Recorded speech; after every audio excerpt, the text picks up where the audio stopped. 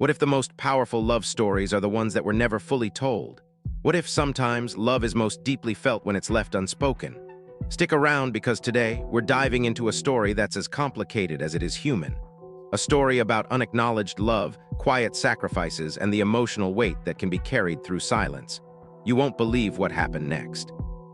The atmosphere inside the chapel was saturated with grief, so dense and unmoving that it felt as though the air itself had absorbed every unspoken sorrow and refused to release it. Each breath carried weight, pressing against the chest, making even the smallest movement feel intrusive. Rob Reiner's funeral had been meticulously planned to unfold in quiet dignity, designed to honor him without allowing emotion to overflow. Everything followed a careful rhythm, as if the ceremony itself were guiding the mourners on how much they were allowed to feel. Every detail had been considered. The placement of the flowers, the measured pace of the music, the deliberate pauses between words, all of it seemed rehearsed, not out of coldness but out of necessity. This was grief shaped into order, sorrow given structure so it would not collapse into chaos. No one spoke unless spoken to. No one moved without reason.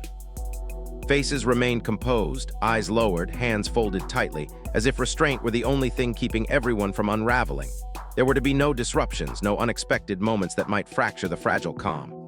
No surprises that could crack open feelings too painful to face all at once. Just grief, contained, disciplined, and silently vibrating beneath the surface, waiting for a moment it was never meant to have. Then Sally Struthers appeared. Her name wasn't on the guest list. No one had prepared for her, no one had whispered her arrival down the pews, no one had left a space for her grief to sit. She wasn't part of the planned sorrow, the orderly procession of familiar faces, the predictable condolences, the careful, controlled goodbye. And yet the second she stepped through the doorway, the entire atmosphere changed. It wasn't dramatic, it wasn't loud, it was deeper than that, like a stone dropped into still water. The room didn't stir, it sank. The quiet that had been polite became absolute. Conversations collapsed mid-sentence as if the words had suddenly lost their meaning. Even the soft shuffle of clothing seemed to stop. People turned their heads not out of curiosity, but out of instinct, the kind of instinct that recognizes unfinished history before it is explained. Because her presence didn't feel random. It felt like a door opening to something that had been sealed shut for years. Some recognized her immediately and froze, eyes widening just slightly, as if they couldn't decide whether they were seeing a celebrity or a ghost from a part of Rob's life no one talked about anymore. Others needed a few seconds for the name to catch up with the face, but even they could sense it. This was not simply another mourner arriving late. This was someone carrying a story the room had never heard out loud. Someone who hadn't come to be seen, but because she could no longer stay away. When Sally eventually rose to speak, it wasn't sudden. It was the kind of movement that takes effort, like lifting something heavy you've carried for too long. Chairs creaked softly. A few people shifted, unsure whether to stop her or simply watch. The chapel, already quiet, seemed to tighten around the moment, waiting. Her hands trembled slightly as she steadied herself, and when her voice came, it shook, thin at first, fragile with emotion, but it didn't break. There was no collapse, no loss of control. Instead, there was restraint, the kind that comes from someone who has practiced being composed because she never felt safe enough to fall apart. Her first words arrived carefully, as if she had to pull them up through years of silence. She paused between sentences, swallowing, breathing, gathering courage in the smallest spaces between sound. But then something shifted inside her. The hesitation loosened. The dam held for one more heartbeat, and then it didn't. The words began to flow, not rushed, not chaotic. Just unstoppable. But sometimes, life has a way of defying our expectations. And today we're about to see what happens when the uninvited shows up. This is the moment where the entire room and the entire story will shift. Stay with us because you won't believe who walks through that door. They poured out like a confession that had waited decades for permission to exist. Things she had never dared to say while Rob was alive, because saying them would have changed everything. Things she had rehearsed only in her mind, late at night in quiet rooms, in moments when memory turned sharp and painful. Words she had learned to bury, not because they weren't true, but because no one had ever asked her to speak them out loud. And now, standing in front of everyone, she wasn't performing. She wasn't seeking attention. She wasn't making a scene. She was finally letting the truth breathe, after years of living with it alone. She spoke of loving Rob quietly, in a way that never announced itself or demanded recognition. A feeling that had taken root during the earliest days of All in the Family, when everything was still new and uncertain, when they were younger and unaware of how deeply those years would mark them. It was not a love shaped by longing or expectation, but by presence. by shared laughter between takes, by long hours spent building something together, by the comfort of being understood without explanation. She never asked him to return it, never hinted, never crossed the invisible line she knew existed. Her love did not insist on being chosen, did not reach out to claim space in his life. It simply existed, steady, patient content to remain unspoken, a quiet loyalty, a silent devotion. It was the kind of love that doesn't need permission because it asks for nothing in return. No promises, no future, no acknowledgement beyond what already was. And for a long time, longer than anyone in that room had ever known, that was enough for her. But everything changed after Rob married Michelle. It didn't happen all at once. There was no single argument, no dramatic falling out, no final door slammed shut. It was quieter than that, more painful in its slow certainty. One missed call became two, two became months, months became years. The familiar rhythm that once connected them, those unexpected check-ins, the late-night jokes, the effortless warmth, began to disappear as if someone had quietly erased it. Line by line, the phone calls stopped. The closeness didn't end in anger, it thinned out, faded, slipped away like a voice growing fainter down a long hallway. And what unsettled Sally most wasn't only the silence, it was what replaced it. The warmth she had always known in Rob, the easy humor, the gentle understanding, the sense that he was still the same man behind the success, was suddenly covered by distance. Not just busyness, not just adulthood pulling people apart, but something colder, something guarded. When they did cross paths, he felt unfamiliar, like someone wearing the shape of Rob Reiner but holding his soul at arm's length. His eyes didn't linger the same way. His smile didn't arrive naturally. Even his voice carried a restraint she hadn't heard before, as if every word had to pass through an invisible filter. And to Sally, that coldness was almost frightening. Not because she believed he had stopped caring, but because it felt like he was trying to survive something, and she wasn't allowed to know what it was. The last time they spoke in person, the moment stayed carved into her memory with a sharpness that time never softened. Rob had looked at her, tired, weighed down, as if he'd been holding his breath for years, and he said something she would never forget. Something that never left her, not for a day, not for a night, not even in the years after he was gone. "I'm slowly dying inside this house," he said. "I'm afraid my son will become a monster." The words weren't dramatic. He didn't raise his voice. He didn't weep. That was what made them so devastating. They fell out of him like something he had carried too long, something that had finally become too heavy to keep buried. For a moment, Sally didn't even know how to respond. Because what do you say when someone isn't asking for advice, only revealing that they're sinking? And yet, even in that confession, he didn't sound like a man trying to accuse anyone. He sounded like someone trying to survive, someone who loved his family but felt trapped inside a life that was slowly draining him of himself. Even then, Sally never blamed him. Not once did she turn those words into bitterness. She didn't retell them like proof of betrayal. She didn't wear them as a wound to make herself look like a victim.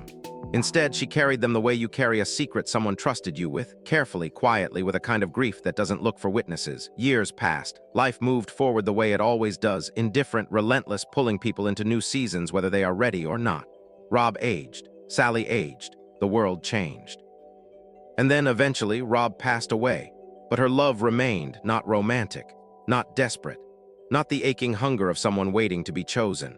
It had transformed into something deeper and harder to explain, an enduring devotion that outlived the silence, outlived the distance, outlived even the disappointments that might have destroyed a lesser feeling. It was a love that had survived everything painful, years of unanswered calls, the slow disappearance of closeness, the quiet realization that some bonds fade without ever truly ending. And even after death closed the final door, it still did not extinguish. Because some love isn't sustained by proximity. It's sustained by memory, and by the fact that at some point in your life, someone truly saw you, and you never forget what that felt like. After Rob and Michelle were gone, their children, Jake and Romy, found themselves untethered from time, as if the normal rules of day and night no longer applied. Grief does that. It steals rhythm. It makes mornings feel meaningless and evenings feel endless. Some days they woke up unsure of what hour it was, unsure whether they had slept at all, unsure whether they had already cried everything out, or whether the worst was still waiting. Days blurred into nights, and nights blurred back into days. The house in Brentwood, once simply quiet, became something else entirely, an emptiness with weight, a stillness that didn't soothe but pressed down. The kind of silence that isn't peaceful because it's full of what's missing. Every room carried traces of their parents in ways that were almost unbearable. A jacket still hanging where it didn't belong anymore. A coffee mug left in the wrong place. A book with a folded page, abandoned mid-thought. The faint imprint of routine, Small, ordinary things that only become sacred once the person is gone. There were moments when Jake would walk past a doorway and instinctively expect a voice to call his name.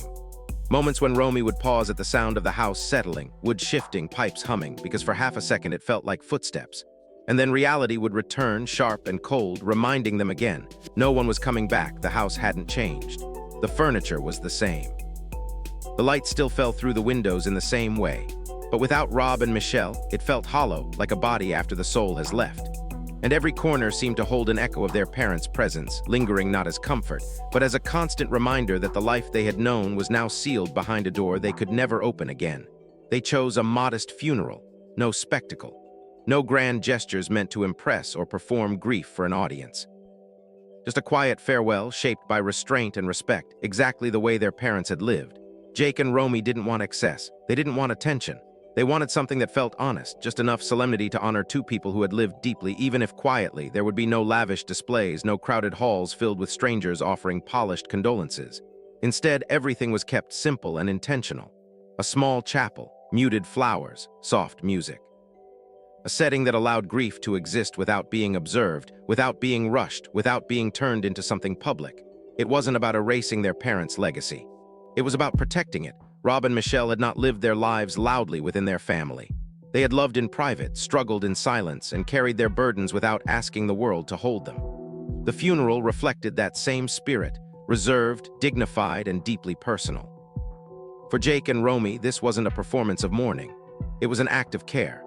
A final decision made not out of obligation, but out of love, ensuring that their parents were remembered not for spectacle, but for the quiet gravity of the lives they had lived. Jake handled the arrangements with the quiet efficiency of someone who didn't have the luxury of falling apart. Not yet. He made the calls, signed the papers, chose the time, confirmed the details. He spoke in a steady voice to strangers who offered rehearsed sympathy, then hung up and stared at the wall for a long time, as if his mind had to keep reminding itself that this was real. Romy tried to help, but the guest list broke her. She sat at the kitchen table with a pen in her hand, the paper trembling beneath her fingers. Each name she wrote felt like reopening a wound. Some were friends H. Her parents had loved for decades, people who had once sat in the living room laughing as if life would always stay that way. Others were relatives they hadn't seen in years, distant in contact but close in memory, the kind of people who still carried Rob's face in their mind even after time had thinned the connection. Tears fell onto the page, blurring ink, dotting letters, turning the list into something painfully human. She wiped her face, tried again, and then cried harder, because even writing names felt like admitting finality. The chapel they chose was small, tucked away, and simple. Not famous, not grand, just familiar. A place Rob used to pass every morning, sometimes pausing, sometimes not, but always aware it was there, like a quiet marker along the road of his routine. It felt right. It felt like him. Only those truly close were invited, not a crowd, not a public gathering. Just the small circle that had actually touched their parents lives in real, ordinary ways. Old friends who had shared coffee and long conversations for decades. A neighbor who once climbed onto the roof during a storm to help fix a leak. People who didn't know Rob as a name, but as a man. And a handful of relatives, long unseen but never erased, because grief has a way of reminding you that distance doesn't always mean absence. It was a carefully guarded farewell, private, restrained, and intimate. Because Jake and Romy weren't trying to host a funeral for the world. They were trying to say goodbye to their parents. On the day of the funeral, the sky hung low and colorless, leaden and gray, like a ceiling pressed too close to the earth. It didn't rain, but it felt as though it wanted to. The air carried that heavy, suffocating stillness that comes before a storm, except no storm ever arrived. Instead, the atmosphere stayed tense and brittle, as if one wrong breath, one unexpected sound could crack the entire day open.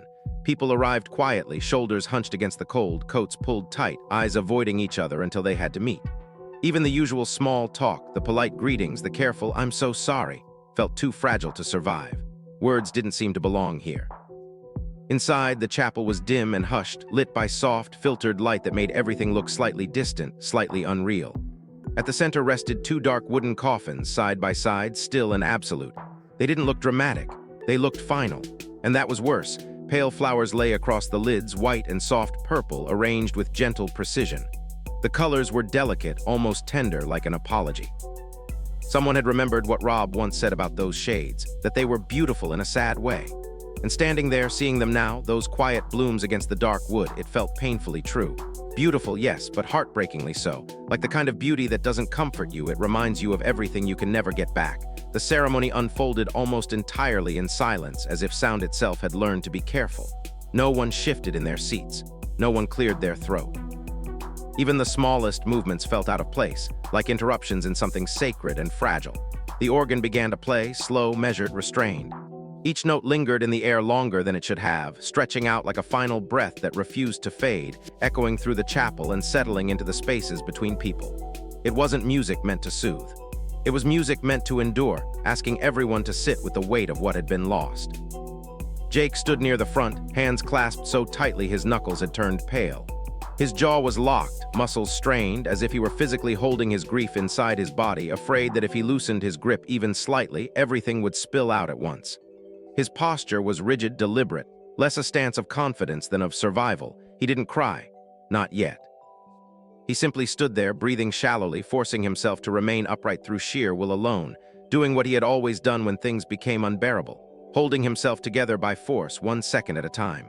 When he finally spoke, the words did not come easily. For a long moment, Jake stood there in silence, staring at a point somewhere beyond the chapel walls, as if he needed distance just to begin.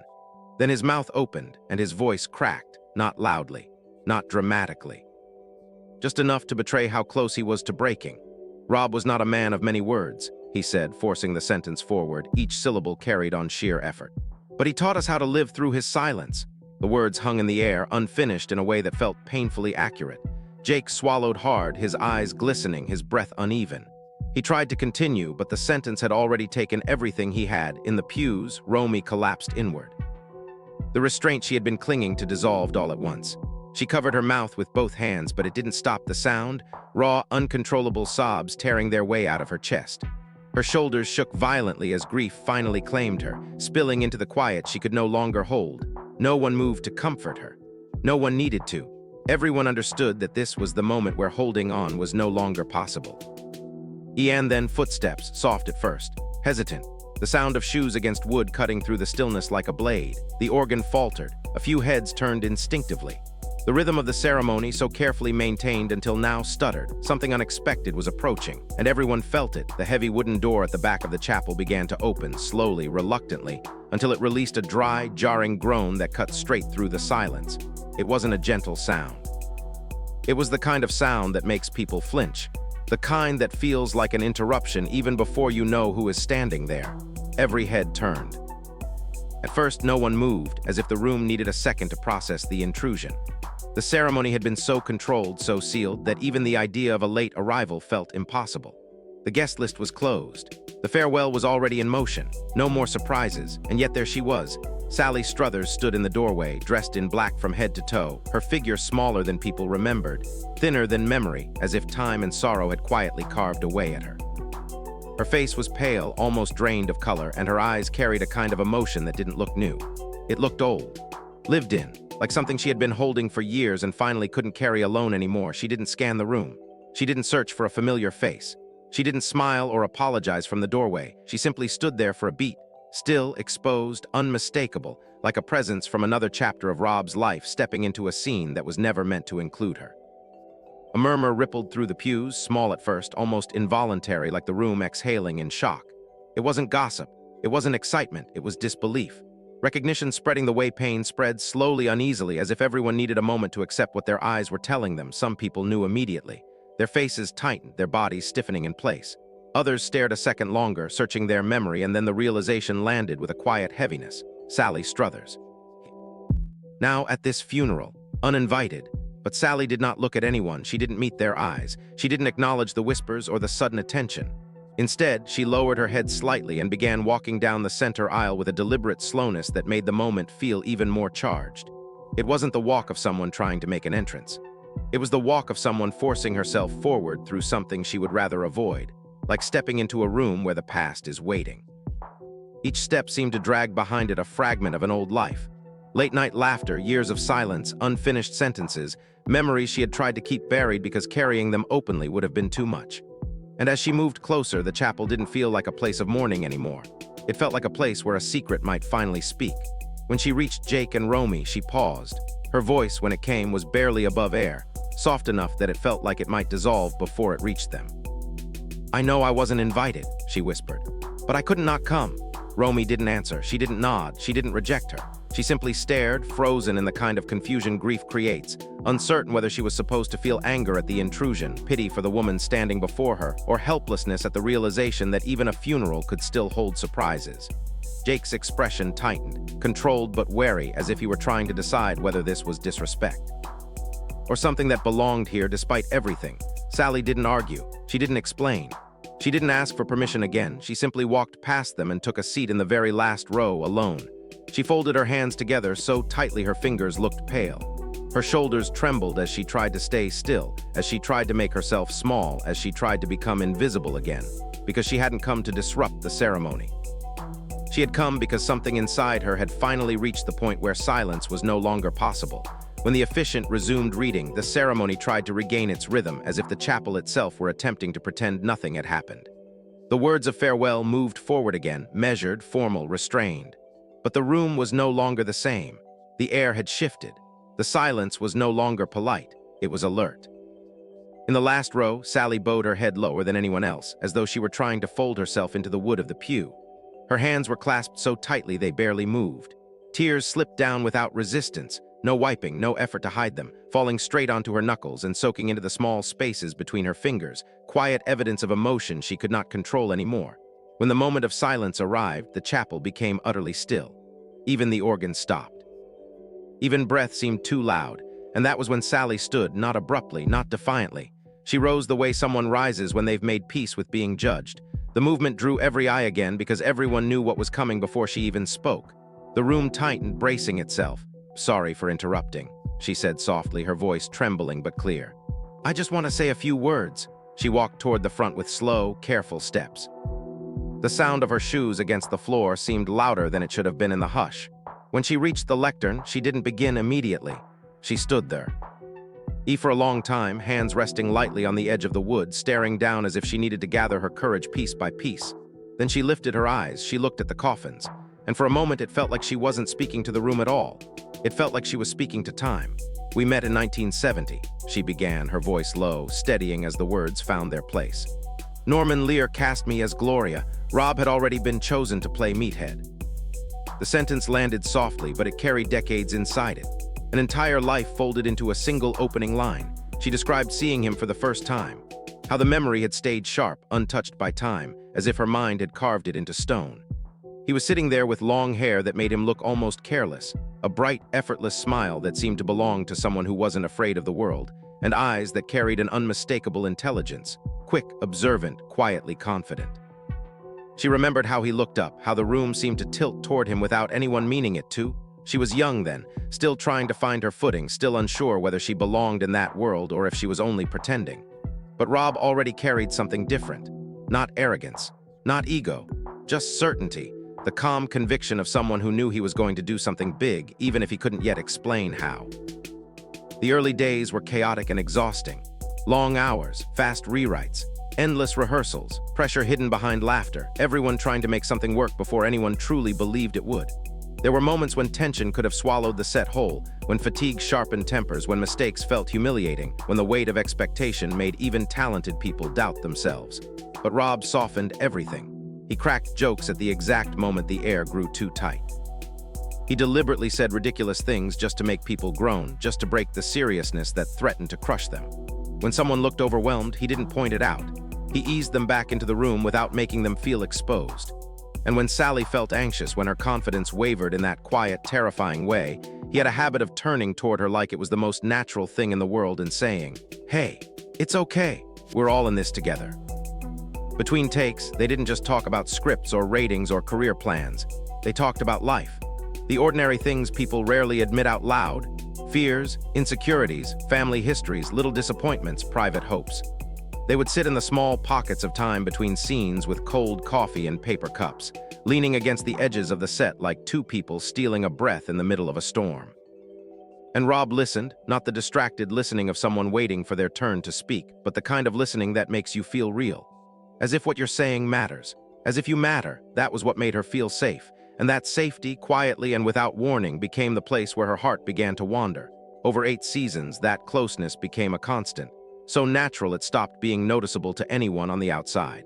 They were simply always together, rehearsing lines until they sounded effortless, laughing between takes until their stomachs hurt, quietly checking in on each other when a day felt too long or the pressure felt too sharp. If one of them stumbled, the other steadied.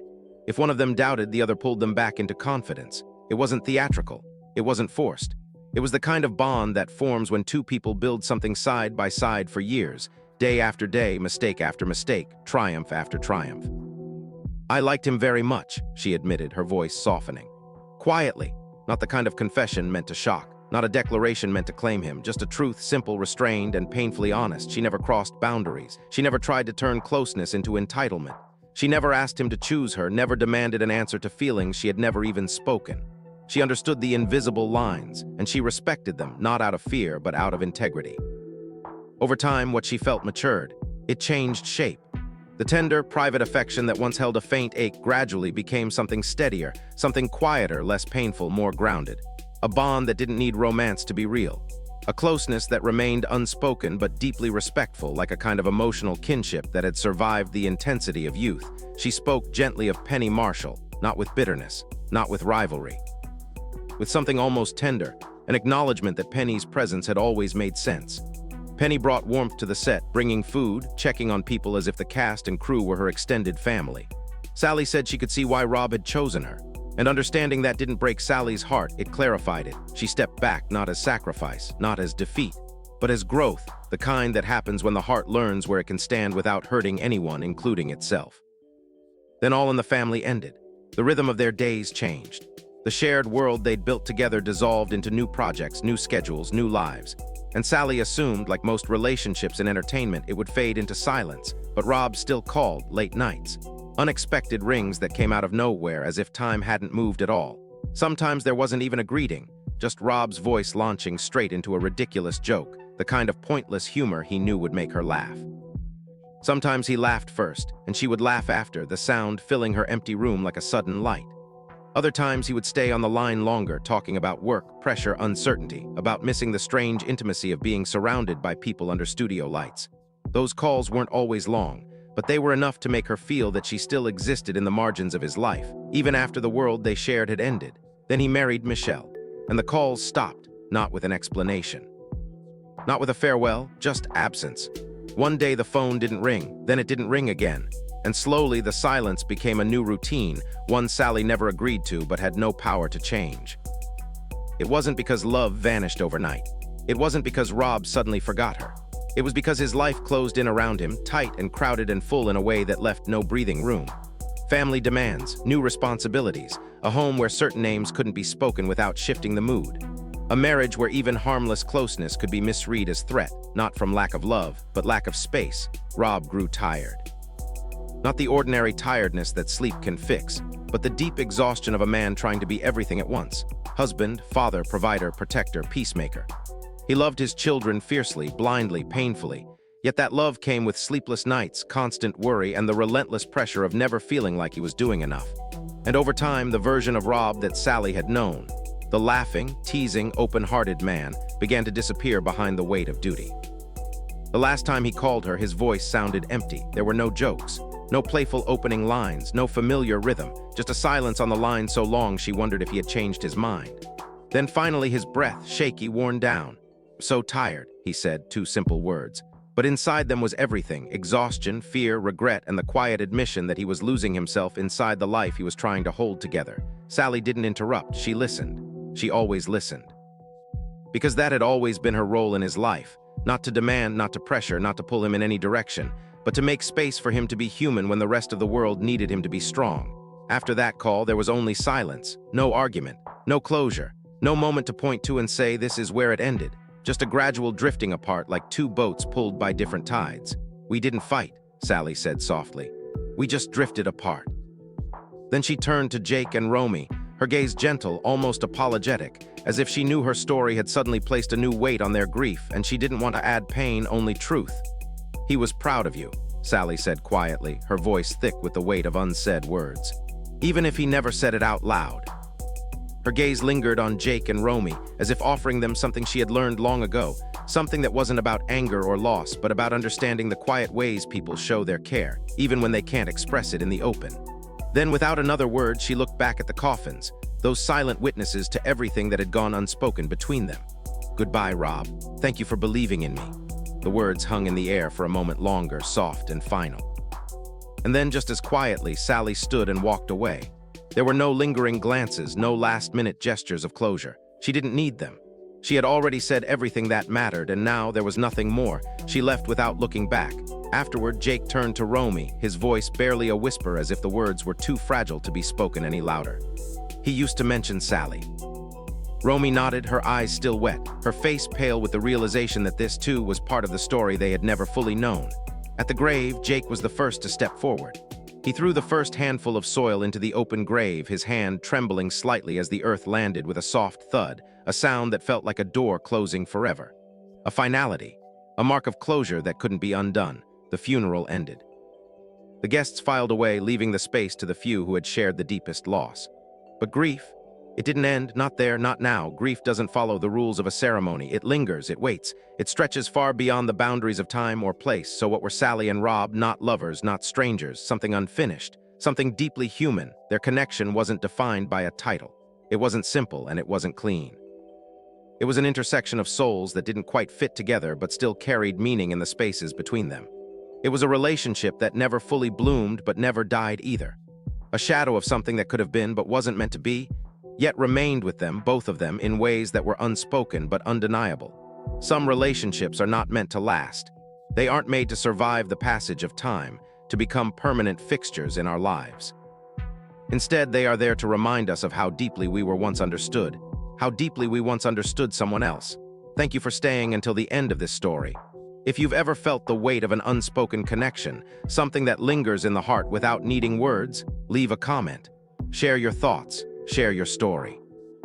And don't forget to subscribe for more stories that are sad, beautiful, and profoundly human. Stories that explore the depths of our emotions, the complexity of our relationships, and the haunting beauty of lives lived with quiet meaning.